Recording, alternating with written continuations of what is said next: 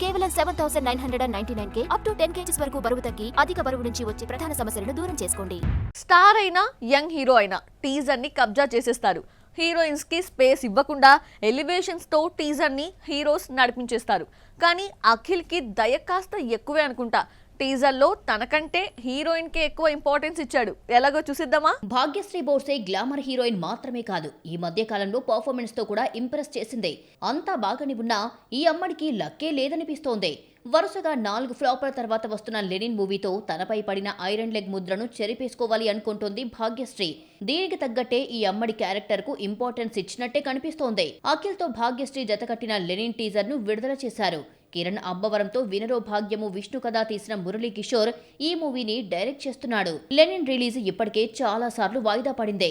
ఎట్టకేలకు June 26న release అంటూ మరో విడుదల తేదీతో ముందుకొచ్చినా ప్రమోషన్స్ ఇంకా మొదలు కాకపోవడంతో జూన్ 26న లెనిన్ రావడం లేదంటూ జరుగుతున్న ప్రచారానికి చెక్ పెడుతూ టీజర్ తో పాటు మరో రిలీజ్ డేట్ ప్రకటించారు. భాగ్యశ్రీ బోర్సేకు అర్జెంటుగా హిట్ కావాలి. Debut movie mister Bachchan flop అయినా ఈ అమ్మడి గ్లామర్ కు టాలీవుడ్ ఫిదా అయిపోయి మరో మూవీ ఛాన్స్ ఇచ్చింది. అయితే సక్సెస్ మాత్రం దక్కలేదు.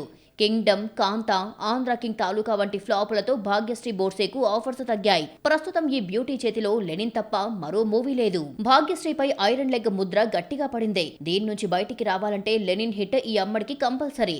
ఏజెంట్ ఫ్లాప్ తర్వాత అఖిల్ 2 ఏళ్లు వెయిట్ చేసి నటిస్తున్న ఈ సినిమాలో రగ్డు లుక్ లో కనిపిస్తున్నాడు. లెనిన్ మూవీలో భాగ్యశ్రీ అనుకోకుండా హీరోయిన్ అయ్యింది. రిలీజ్ చేసిన టీజర్ లో శ్రీలీల కనిపించింది. సినిమా నుంచి తప్పుకుందా లేదంటే తప్పించారో గానీ ఆ ఛాన్స్ భాగ్యశ్రీ అందుకుంది.